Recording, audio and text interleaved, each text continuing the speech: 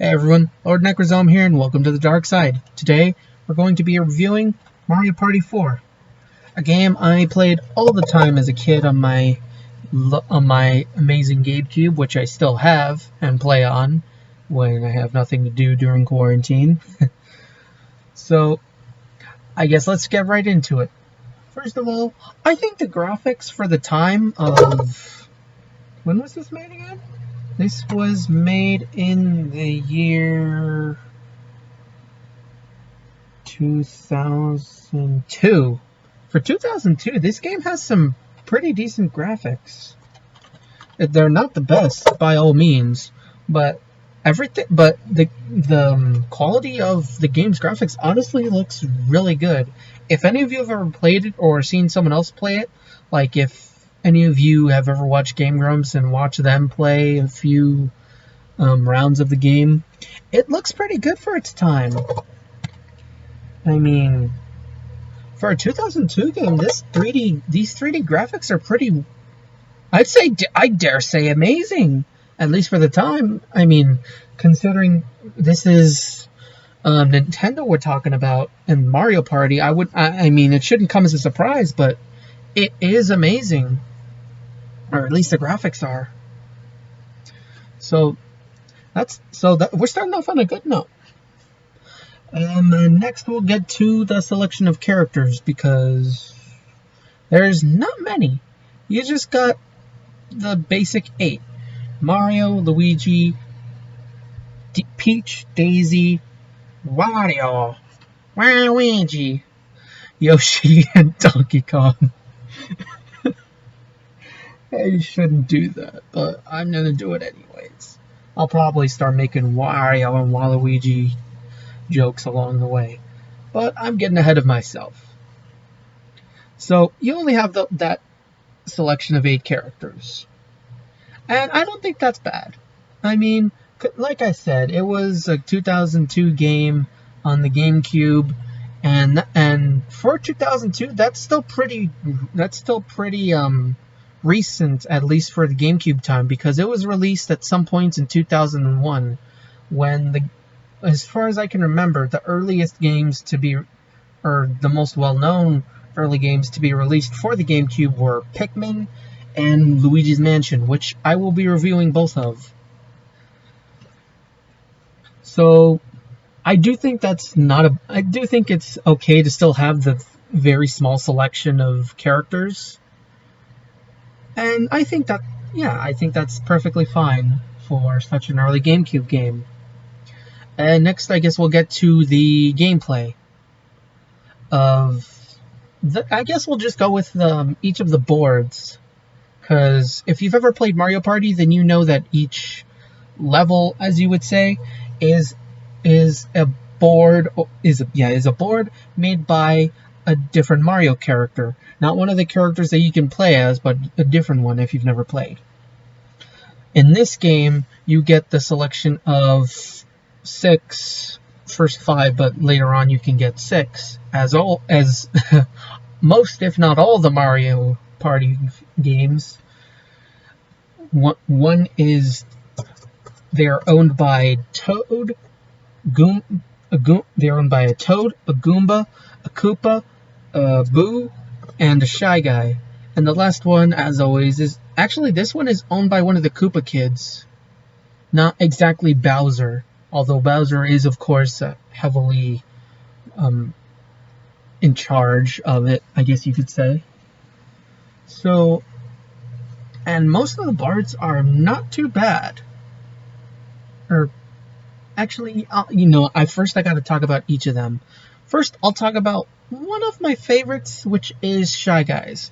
Shy Guys is themed like an Indiana Jones style adventure. Like it's set up in like some kind of jungle, or at least the background of the board is, because in Mario Party 4 you don't walk along like the board of the actual area that looks like whatever the place is. In Mario Party 4, you guys are just on the board that has some things that has some attractions that do entertain the idea of each place, but all the creative ideas are kind of more on the actual background, or not exactly the background, because you guys are kind of on like floating platforms above the area in the Mario Party, in Mario Party 4.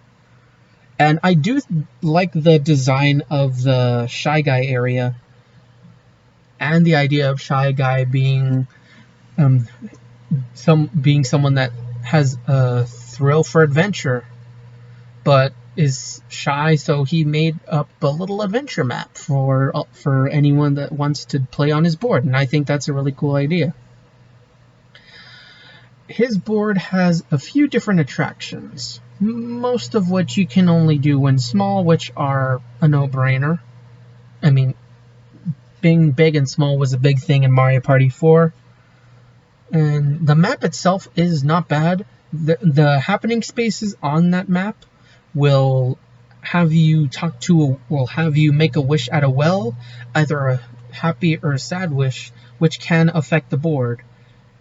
If you get lucky or unlucky, depending on how you see it, you will make a wish that makes the Shy Guy Shrine happy, and the bridge that it's right behind the Shy Guy well completely safe. However, if you're unlucky or lucky, depending on whatever you want, it will make them sad, and it will make the Shy Guy well sad, and there will be a flood that prevents the river from being used for either 1, 2, or 3 turns. Which I think is a pretty interesting idea for being able to cut off the other people on the board so that they can't get to the star before you. Because the way it works in Mario Party 4, I think it works like it used to for all the other games.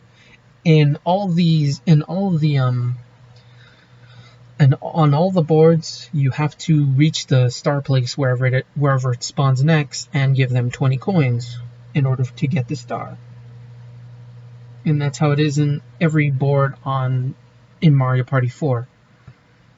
Now, sometimes it can be pretty difficult to reach the star, especially on story mode. On story mode, you only get access to 15 turns, so at the most you might have 1 or 2 stars, maybe 3 if you're lucky, before your turns are over, which can be pretty dangerous if you're on a harder level.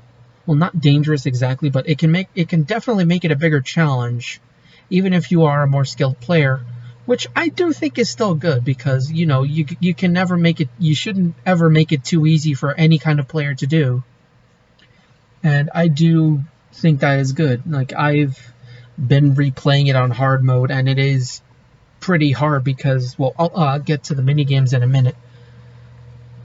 And then there's the Toad one, which is like a theme park, and a lot of the attraction, or a lot of the interactive things you can do on his map are more of what are, well, some of them are walk by ones, where you walk by it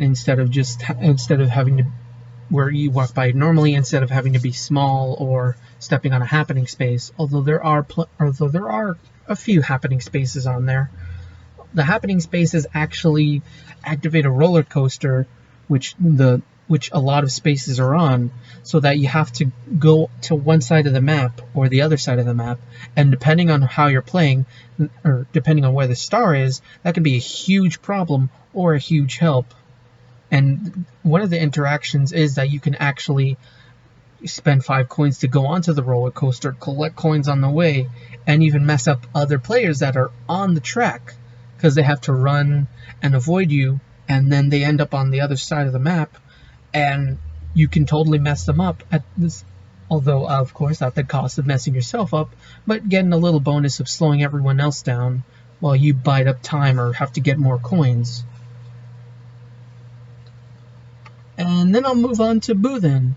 The Boo one is kind of weird, but also quite interesting. In the Boo area, it's more or less just a giant box. The boardwalk itself is just a giant box with some paths along the way, and there's bridges that will be made unavailable if you go along a certain path and talk to a giant red boo that will either disappear if he's already there or appear if he's not there and you go there. Now, that's a pretty interesting way of being able to cut off other players from getting the star, so that you can farm up coins to either go back and talk to him and then get the star, or buy a lamp, or buy an item that brings you right to the star instead. Although the NPCs can really mess it up, because half the time they're unbeatable, the other half of the time they're really stupid, even if they're on like hard mode. But I'll get back to the mini games and their difficulties in a minute. And there's only 3 happening spaces that are right next to each other in a location that you're probably not going to step on them. I mean, there's only been like 3 games anytime I've ever played on Boo's place where I actually stepped on one of his happening spaces. And I still don't actually know what they do, because I just haven't been able to see what they actually do, and I don't want to look up anything because I want to find everything out for myself. But yeah, it's still a decent map with some interesting mechanics that can mess up other players or mess yourself up, or overall make things tricky for everybody. Then we'll move on to Koopa, which is a lot more annoying. The Koopa Boardwalk is set like a tropical resort, and I do like resorty type areas in a game. Though here's the problem: as you go along the board, like pretty quickly, you're going to run into a fork in the road, and depending on which way the star is, you'll be going in that direction. And there's a place, and every time you walk by a place that is right there, like in either way you go, you cannot avoid it. You have to give a Koopa 5 coins, or a Koopa 5 coins to invest in his hotel, and more coins stack up in the hotel, so that when someone steps on one of the happening spaces that's right there in front of the hotel or on the side of the hotel, the player who steps on it has to pay the price of how many coins were invested into it. So like, let's say I walk by it, I pay 5 coins, and then someone else steps on the happening space, they pay 5, and then the hotel gets washed away. So like, it starts a clean slate. So actually, if you step on the happening space before anyone donates coins, nothing happens, except you step on the happening space. But nothing happens. There's other happening spaces that are across the map that can help you quick travel to either, like, let's say the star is down here and the path goes like over here, and that's a little too long. If there's a happening space here and a happening space here, because they both have this an insignia of like, they have like a fruit painted on them. If they have the same fruit painted on them, a dolphin carries you over to the other one, so that you can quick travel over to wherever you need to go. There's actually 2 that are across the map, so you can swap if you're lucky or unlucky. And then there's another part of the map that is really annoying. It's like this monkey. It's like this monkey where you walk up to it, and then you have to step on a banana peel and then see if you go up or down on the map. And it's completely random each time. And it can be annoying to be trapped in this loop with the monkey. You could be... I mean, if you're unlucky enough, you could be trapped... Like, let's say it takes you 3 turns to get to the monkey that makes you go up or down. If you end up going up, the path just leads you straight back to the monkey and past the Koopa Hotel, so you're wasting coins as well. And the monkey, and you could be stuck there the entire other 47 turns if you decide to play the long game. You could be stuck there for the entire game completely helpless. Maybe lucky if a star or two comes over to that side, and you might have enough if you didn't step on the happening space and have to give the Koopa like 50 coins. Yeah, the Koopa one is not my favorite.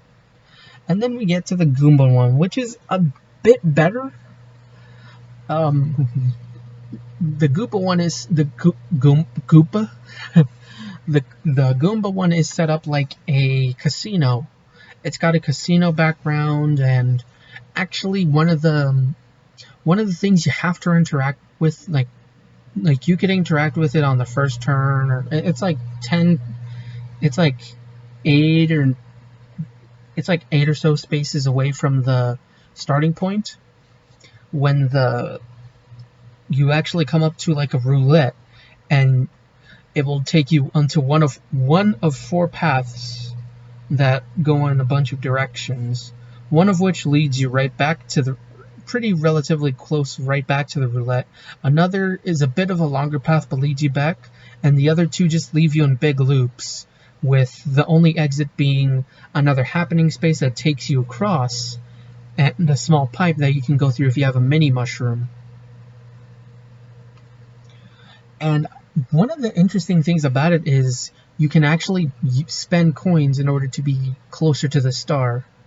Like it's normally going to be, I think, a 25% chance of going to any of them, but you can either spend 5, 10, or 20 coins in order to go to the one that has the star on that path.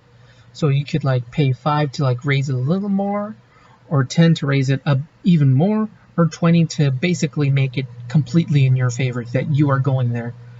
And I recommend that only if you have a large amount, or if you're just feeling cocky or confident. Like if you're good at the mini games, then it shouldn't be a problem, but you got to be careful. And like I said, those are only the actually happening spaces on that map. The one that will take you from one side to the other. Although there are more walk-by spaces that are just really annoying. There's 3 of them, if I believe, where you have to roll the dice block higher than a Goomba does. If you do, then you get 10 coins and you get to pass. If you don't, you go right back to the start. And that can be a huge annoyance, because they can roll anything between a 1 and a 10. If you get a 10, you just straight up lose. And whenever it feels like you're playing, they will almost never go easy on you and roll an 8 or 7 or a 9, or like the infamous 10. Although sometimes the NPCs get a 1 or a 6. It's all completely random, though it normally feels unbalanced, as all games do sometimes. And then there's the Bowser one, which is, I could take it or leave it. It's got a whole bunch of different pathways. It's got bridges that after 3 people cross it, it breaks, and then it opens up the other path, so that one person would end up being trapped in a loop, while the other 3 end up getting to go along the path wherever they're going. And on this map, you actually can fight Bowser while big and to get a star, or at least to get rid of him. I don't remember. It's been a while since I played.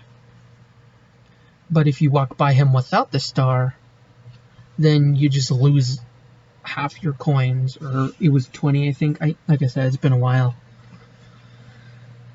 And that's about all I remember about it. I don't play on it much, because I don't play the game much. I play Mario Party 7 a lot more. I'll get into that game some other time. And now we'll get into the mini games. A lot of them are just completely bullcrap. Some of them are just completely imbalanced.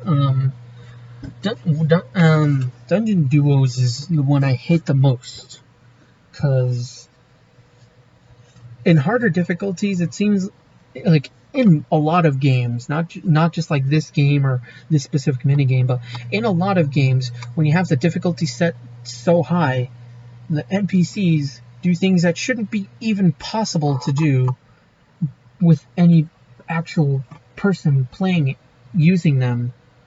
Like in Dungeon Duos, there's at the last section, it's like a multiple sections kind of mini game. At the end of it is a really hard part where you and your partner have it's a two-player mini game or a team mini game where two teams of two players will have to get through the dungeon. And the last part is you and your teammate have to pump air into a hot air balloon. And the problem is that you just do it so slowly naturally. Even if you're doing it the best way you can, you're really slow. And the enemy team, if they do it about the same time as you, or about like 5 seconds even after you, then there's still a huge chance that you're going to end up losing. If you don't get a huge head start on them at some point before that, then you are screwed. And then there's other ones where you can either get lost, or the NPCs will just be unbelievably good, or they could end up being pretty bad. I mean, there's some that are just really hard they're just really hard to get. Like they're just ridiculous to get through with the difficulty of NPCs, because yeah, difficulty spikes in games has always been a problem. And actually, I might even talk about Halo 2 and the difficulty of Legendary. I've spent like 4 hours on the first level, and I'm still stuck there. So I'm not the best. I'm not the best at what I do, sadly. Most of the other mini games are fine. Some of them are too easy. Most of them are decent in some sense. And I guess I'll just start talking about other things that I like. I do like that Mario Party 4 is kind of like a birthday game. Like it's like the whole theme of it is that it's a party. The story mode is that it's the person you choose's birthday, and you have to go through each of the boards in order to get your present.